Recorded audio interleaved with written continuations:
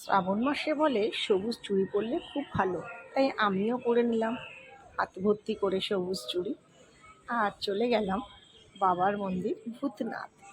প্রথম সোমবার বাবাকে জল ঢালবো, তাই আমি আর আমার এক বান্ধবী চলে গেলাম ভূতনাথে বাবার কাছে, বাবার মন্দিরে বাবার মাথায় জল ঢালার জন্য।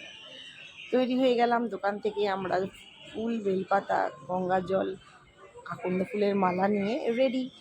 উমা, কি ভিড়, মারাত্মক ভিড়! লাইনের পর লাইন, মানুষের ঢল নেমেছে যেন প্রথম সোমবারে বাবার কাছে সবাই একসাথে পুজো দেবে।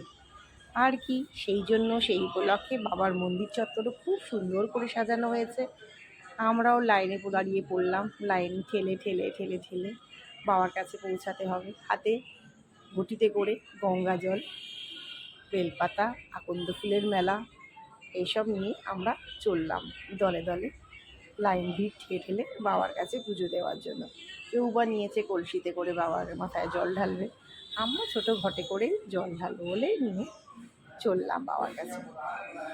এই দেখুন কত ভিড়, সবাই বোম বোম বলে ওং নমঃ শিবায় বলতে বলতে চলছে। আমরাও বলে বোম ওং নমঃ শিবায়, ওং নমঃ শিবায় বলতে বলতে চললাম। এই দেখুন কত ভিড়,